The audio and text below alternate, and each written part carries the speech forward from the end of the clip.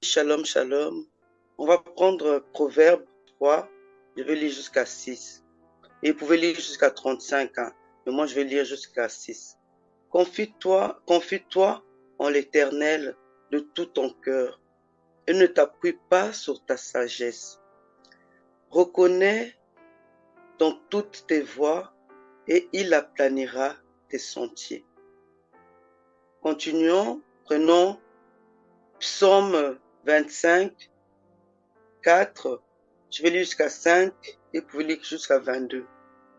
Éternel, fais-moi connaître tes voies, enseigne-moi tes sentiers.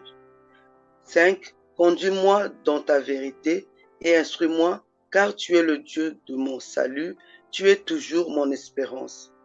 Je vais prendre aussi Ésaïe 30, 21. Tes oreilles entendront derrière toi la voix qui dira, voici le chemin, marchez-y, car vous iriez à droite ou vous iriez à gauche. Pour finir, on va prendre Marc 1, 3. C'est la voix de celui qui crie dans le désert. Préparez le chemin du Seigneur, aplanissez ses sentiers. Voilà, mes frères et sœurs. Mon thème de ce matin, je voulais parler de choisir un bon chemin qui te conduit vers le Seigneur. Choisis un bon chemin, mon frère, ma sœur. Choisis un bon chemin, soit dans la prière, soit dans vraiment parle, soit vraiment l'enfant qui prie, qui est vraiment, qui parle au Seigneur, qui veut que son bien, si le Seigneur veut que ton bien, parle-lui, il va vraiment préparer ton chemin, il va vraiment te diriger à faire des bonnes œuvres, des bonnes choses dans ta vie, dans la vie de famille. Parce que sans le Seigneur, ta vie est morte. Ta vie est morte, tu n'as pas de vie, tu es là, tu tournes en rond, tu as des problèmes de santé, tu as des problèmes avec tu auras des problèmes avec tes enfants ils vont pas t'obéir, tes enfants ne vont pas t'écouter, vraiment, tu seras perdu. C'est pour ça il faut vraiment choisir le chemin du Seigneur. Il faut vraiment choisir vraiment le Seigneur parce que il est bon. Il est bon, notre Seigneur. C'est un merveilleux Dieu. Il ne peut que nous faire du bien. Il peut que te faire du bien. Il peut que te bénir. Il peut vraiment t'amener, te préparer vraiment un bon chemin dans ta vie. Ne cherche pas à te droguer. Ne cherche pas à faire du mal autour de toi. Sois vraiment un exemple. Même tu dois vraiment être un exemplaire pour ta femme, pour tes enfants. Tu vas leur montrer vraiment que tu es un papa exemplaire. Bon, tu trompes pas ta femme, ta femme aussi, une femme aussi ne trompe pas son mari, une femme qui est bien vraiment dans la prière, une femme vraiment qui craint vraiment le Seigneur, qui a peur, qui se dit vraiment, si je trompe mon mari, ou si je fais du mal à mes enfants, ou bien je désobéis à la loi du Seigneur, la personne peut se dire vraiment j'aurai des problèmes sérieux. J'aurai des problèmes sérieux, mais je ne peux que suivre le Seigneur. Je ne peux que suivre le bon chemin que le Seigneur a préparé pour moi. Je sais que le Seigneur est là, le Seigneur est tout pour moi. Le Seigneur est mon papa, le Seigneur, il peut me donner tout, le Seigneur peut me faire que du bien. Le Seigneur ne peut pas m'oublier. Tu peux que parler au Seigneur. Tu peux que avoir confiance au Seigneur. Tu peux que lui faire confiance parce que il ne peut jamais, jamais, jamais, jamais te trahir. Il ne peut jamais, jamais te trahir. Parce qu'il est bien, il est confiant. Tu peux avoir confiance. Tu peux avoir tout avec lui. Tu ne peux pas croire aux fétiches parce que ça peut te faire du mal. Quand le Seigneur donne des choses, Ça dure éternellement, ça dure. Parce qu'il t'a donné une vie. Tu as une vie, tu es là, tu es en bonne santé. C'est grâce au Seigneur. Tu n'as pas de maladie, tu as des enfants, tu as un travail, tu marches, tu dors. Tout ça, c'est grâce au Seigneur. Donc, ça m'étonnerait que le Seigneur peut t'oublier. Ça m'étonnerait que le Seigneur va t'abandonner. Parce que si tu as donné tout ça, il y avait un but. Il savait pourquoi. Il savait pourquoi. Donc, fais-le confiance. Sois toujours avec lui. Sois accompagné par ça. Ces paroles, toutes ces paroles. Tu te parles dans la Bible. Tu dois lire ta Bible. Tu dois vraiment méditer jour et nuit. Tout ça pour vraiment que le Seigneur soit vraiment avec toi. Mon frère, ma sœur, le Seigneur, il sait pourquoi il t'a fait. Le Seigneur sait pourquoi il t'a préparé un chemin. Le Seigneur, il sait tout ça. C'est pas en vain que tu es au monde. C'est pas en vain que tu as des enfants. C'est pas en vain que tu as un mariage. Il t'a donné tout ça, il sait pourquoi. Tu es son enfant. Avant même que tu sois né, il t'avait déjà préparé. Il avait préparé déjà un chemin pour toi. Parce que le Seigneur, il fait des choses, il sait pourquoi. Il sait pourquoi il fait ces choses-là. Il y en a qui sont morts. Il y en a qui sont dans les hôpitaux, gravement malades, mon frère, ma soeur. Mais toi, tu te réveilles le matin, tu prends le temps de manger, le temps de déjeuner, le temps d'aller au travail. N'oublie pas ça. N'oublie pas ça que le Seigneur est toujours avec toi. Et c'est pour ça qu'il nous demande toujours de s'accrocher à lui, de lui parler, de lui faire confiance. On ne peut pas abandonner le Seigneur. Parce que si nous-mêmes on abandonne le Seigneur ne fera plus rien pour nous. Il nous demande vraiment d'être patient avec lui. Le Seigneur te donne beaucoup de choses. Le Seigneur, c'est un Dieu de miracles. Il n'a pas fait ce monde pour rien. Il n'a pas fait ce monde pour rien. Il sait pourquoi. Mais nous pouvons toujours accrocher, même s'il y a des choses qui arrivent. Le monde va mal, mais nous pouvons toujours s'accrocher à lui. Parce que lui, il ne pourra pas nous abandonner, jamais. Il ne pourra jamais nous abandonner. Mais il y a beaucoup qui abandonnent le Seigneur. Oh oui, le Seigneur, qu'est-ce qu'il va me faire, le Seigneur? J'avais besoin de travail, là, il m'a rien donné. Je tourne en rond. Ah, même là, j'ai des problèmes de finances, j'ai des problèmes d'argent. Non, non, mon frère, non, ma soeur. Il est là, notre Seigneur, il est là. Il faut t'accrocher, il faut être patient. Il faut être patient. Il faut être patient. Il est là, le Seigneur. Il ne peut que te faire du bien. Voilà, mon frère, ma soeur. Je vais prier pour toi, mon frère. Je vais prier que tu choisis un bon chemin. Tu choisis un bon chemin qui peut vraiment te conduire vers le Seigneur, qui peut vraiment te montrer que le Seigneur est là. Seigneur mon Dieu, Seigneur mon roi, Seigneur, je te confie cette sœur, je te confie ce frère-là, Seigneur, qui est dans le problème, Seigneur, qui n'attendent que toi, mon Dieu, parce que tu es sa lumière, tu es, Seigneur, tu es tout pour ce frère, tu es tout pour cette sœur, Seigneur, ils ont besoin de toi. Mon frère, le Seigneur est là, ils n'attendent que toi, mon frère. Oh Seigneur, mon Dieu, tu es vraiment Dieu de lumière, tu es vraiment un merveilleux Dieu pour tout le monde, Seigneur. Seigneur, tu viens toujours dans nos maisons, tu viens toujours, Seigneur, parler à tes enfants, Seigneur, qui peuvent t'obéir, qui doivent t'obéir, qui doivent vraiment te choisir, parce que tu es un exemple, tu es tout pour eux, Seigneur, tu es tout pour nous, Seigneur, parce que c'est toi qui nous fais du bien.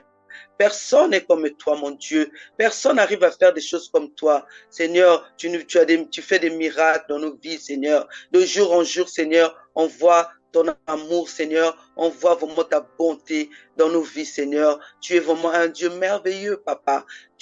Personne n'est comme toi, Seigneur. Tu es le Dieu des miracles, Seigneur. Tu n'es pas mort pour rien, mon Dieu, mon roi. Tu es mort pour sauver nos âmes perdues. Oh Seigneur, je te dis merci. Je te dis merci pour mon frère. Je te dis merci pour ma sœur que tu vas vraiment lui montrer le chemin, le bon chemin, de te suivre jusqu'à la fin, Seigneur, de sa vie. Merci mon Dieu, merci mon roi. Sois béni, Seigneur. Sois élevé, grand Dieu. Merci, Papa. Merci. Amen. Voilà. Je laisse la parole, mon frère. Amen, amen. Merci, ma sœur, pour ce message qui nous fait du bien. Gloire à Dieu. Je vais aussi partager. On n'a plus assez de temps. Je vais partager aussi. Gloire à Dieu. Donc, nous allons prendre un verset. Nous allons prendre deux versets, pardon. Nous allons prendre Matthieu 17, versets 19 à 22. Et on prendra aussi Luc 10, 17 à 20. Alors, donc, je vais lire Matthieu 17, 19 à 20. Que Jésus-Christ soit sa parole. Alors, les disciples s'approchèrent de Jésus et lui dirent en privé: pourquoi n'avons-nous pas pu chasser ce démon? Verset 20, c'est parce que vous manquez de foi, leur dit Jésus. Je vous le dis en vérité, si vous aviez de la foi comme un grain de moutarde, vous diriez à cette montagne: déplace-toi d'ici jusqu'à là, et elle se déplacerait. Rien ne vous serait impossible. 21, j'ajoute juste ça. Cependant, cette sorte de démons ne sortent que par la prière et par le jeûne. Alors donc ici nous voyons que le Maître, Jésus-Christ, nous savons tous que certes il est venu sur la terre pour réconcilier les hommes au Créateur, au Père, mais en même temps aussi il faisait un grand travail avec ses disciples, ses 12 disciples. Il les formait. Souvenons-nous qu'il les a pris. Il y a certains qui étaient pécheurs, il y a d'autres qui étaient dans... Voilà. Donc il les a tous pris et il les formait pour les ramener à arriver à la même stature que lui, à la même compréhension de la parole que lui, voyez-vous, à exercer à la même dimension que lui. Donc c'est réellement le travail d'un conducteur, le travail d'un pasteur, le travail d'un berger.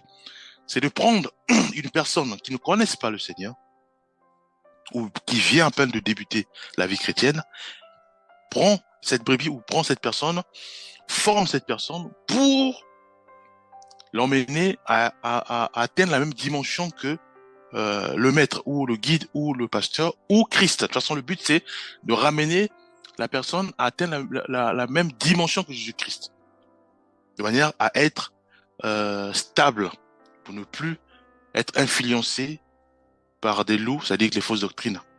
Ouais, donc c'est ce que le maître faisait. De toute façon, il nous a donné l'exemple à Jésus-Christ. Il prend les disciples, les 12, il les forme pour les ramener à la même stature que lui, à la même compréhension de la parole de Dieu que lui. Voyez-vous? Alors, nous voyons par-ci, par-là, c'est-à-dire que dans notre temps actuel, là, où nous avons des frères et des sœurs qui nous posent des questions, qui nous disent: on ne comprend pas, j'ai toute tendance à avoir peur. C'est-à-dire que quand je vois, par exemple, même un sorcier devant moi, j'ai peur. Quand je vois un marabout dans mon quartier qui marche, j'ai peur. Quand je vois, voilà, j'ai tout le temps peur. C'est-à-dire que j'ai peur, même quand je dors, j'ai des cauchemars, j'ai aussi peur. Alors, comment faire pour ne plus avoir peur quand je marche et j'ai en face de moi un marabout, ou quand j'ai en face de moi un sorcier, ou quand j'ai en face de moi une personne qui travaille dans le mal? Comment faire quand je dors ou avant d'aller dormir que je n'ai plus peur? Parce qu'il est bien moins peur. Et des fois, voilà. Donc c'est pour ça que j'ai pris ce verset, il y a les similitudes, où un père emmène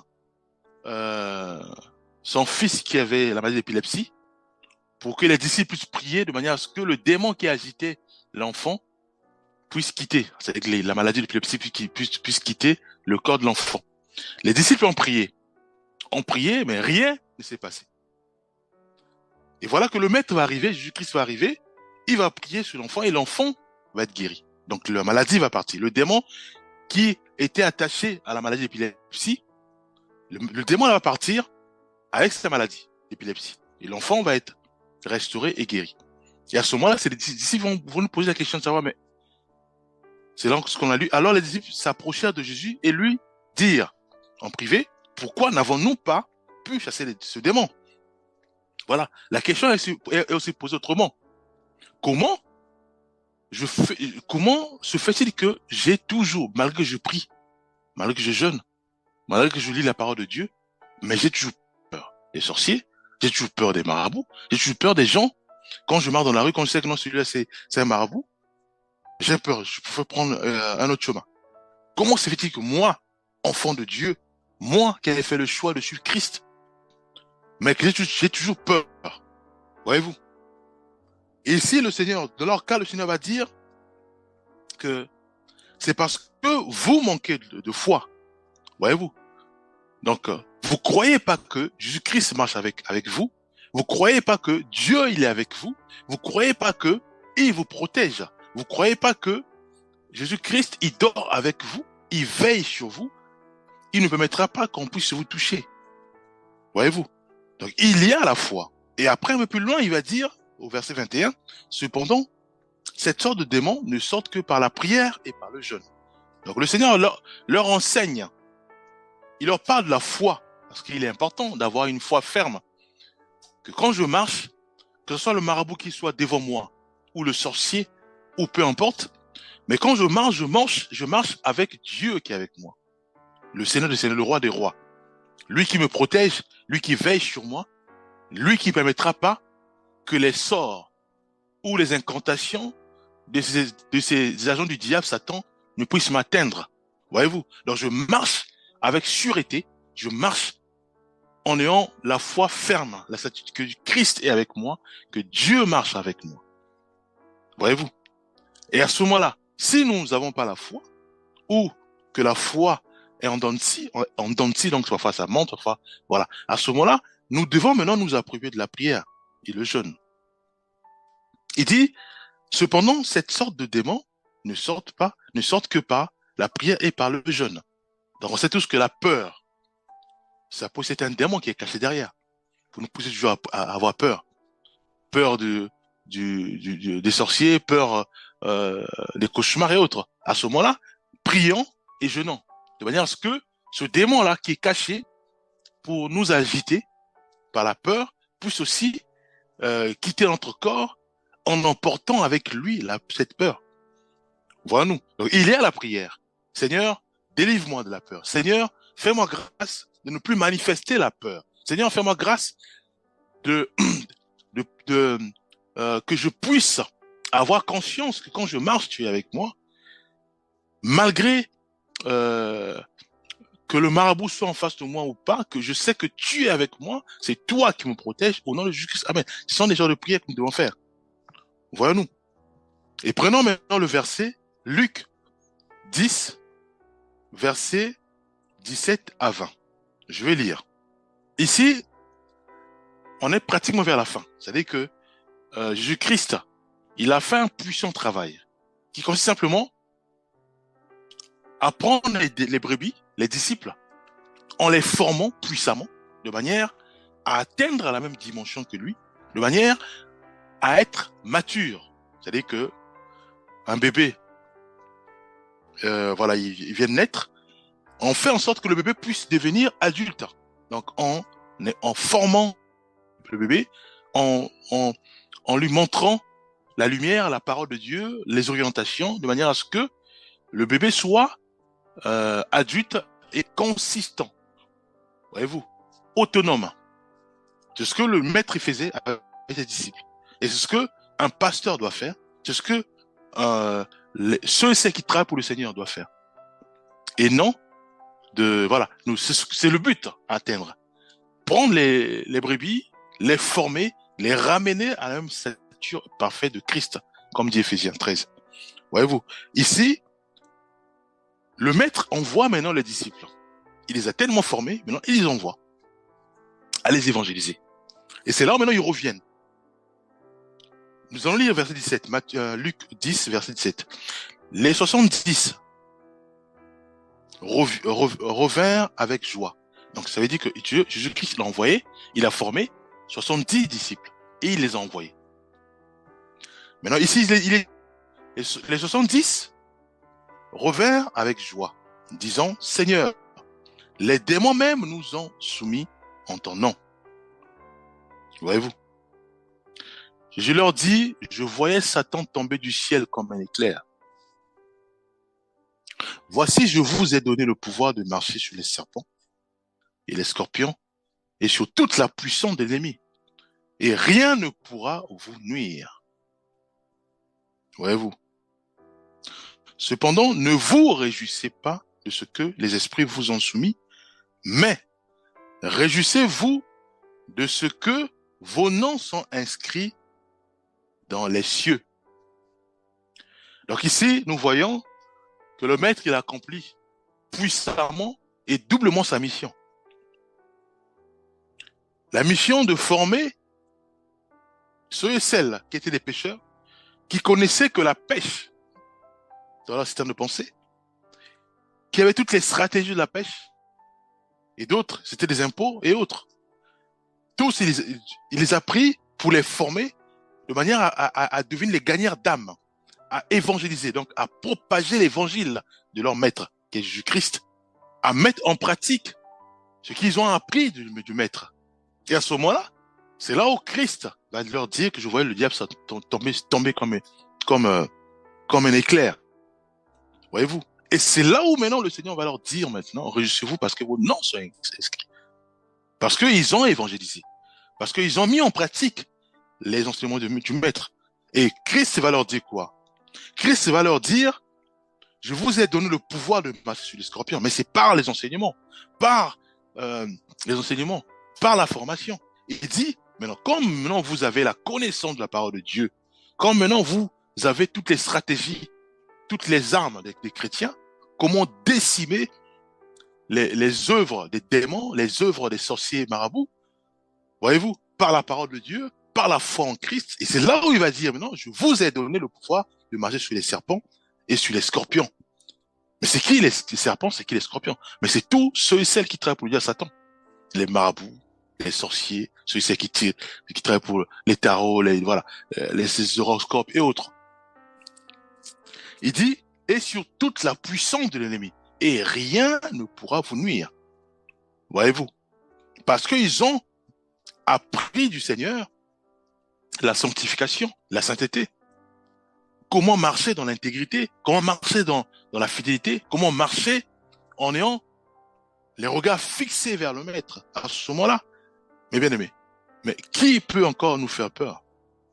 Le sorcier, je pense pas. Les marabouts, je pense pas. Même si on voit un sorcier là, on peut pas avoir peur parce que on sait que celui qui est en nous est plus grand que l'humain qui est devant nous. Voyons-nous. Donc, il est important de réaliser que nous devons tonifier ou booster notre foi en Jésus-Christ. Il est important de prier et de jeûner de manière à ce que le Seigneur puisse nous aider à manifester davantage la vie de prière, la vie de la sainteté, la vie de la sanctification. Et il est aussi important de réaliser que nous devons passer toujours, quitter l'étape du lait pour l'étape de la nourriture solide et de la nourriture solide à l'étape de Jésus-Christ. Voyons-nous. Et à ce moment-là, une fois que nous avons la connaissance de la vérité, qui est notre la parole de Dieu, à ce moment-là, cet évangile qui est Jésus-Christ, qui est la parole de Dieu aussi, nous devons véhiculer cet évangile autour de nous, de manière à ce que aussi, ça s'appelle l'évangélisation, c'est-à-dire que de manière à ce que nos parents, nos frères, nos sœurs, nos voisins puissent aussi connaître, bénéficier de cet évangile. Et à ce moment-là, Dieu dit, il dit, cependant, ne vous réussissez pas de ce que les esprits vous ont soumis, mais réussissez-vous de ce que vos noms sont inscrits dans les cieux. Parce que nous avons appliqué la parole de Dieu, nous avons appliqué la stratégie du Christ, nous avons appliqué sa méthode. Voilà, nous. Pour ceux et celles qui conduisent, qui dirigent les brebis, qui ont des églises, je leur dis simplement que nous devons suivre le maître, suivant la méthode du maître. Quand un bien-aimé vient nouvellement dans une église, nous devons faire en sorte que ce bien-aimé puisse arriver à la statue parfaite de Christ, en passant le bien-aimé par toutes sortes de programmes, toutes sortes d'enseignements, de manière à ce que le bien-aimé puisse, lui qui est rentré avec la peur et autres, puisse atteindre la dimension où la peur n'existe plus dans son corps. La peur, ça peut être beaucoup de choses, ça peut être l'impudicité, ça peut être la colère, ça peut être beaucoup de choses. Voyez-vous? Alors, si nous ne faisons pas ça, nous avons échoué. Parce que le maître nous a donné le modèle. Il a pris 12, il les a formés. Eux qui avaient des difficultés à chasser un démon, de l'épilepsie, au bout, maintenant ils sont venus tout joyeux parce que les esprits même leur sont soumis. Voyez-vous, parce que le maître, il a fait un puissant travail et un modèle nous est laissé. Voilà ce que je t'ai à partager aussi. Nous allons prier. Père, nous te bénissons, te rendons grâce. Merci, Père, pour tous ces messages merci pour notre sœur Tyrell. Merci pour ma vie aussi. Fais-nous grâce, Père, à mettre tout cela en pratique. Elle, chacun de nous, Père, au nom de Jésus-Christ, nous avons ainsi prié. Amen.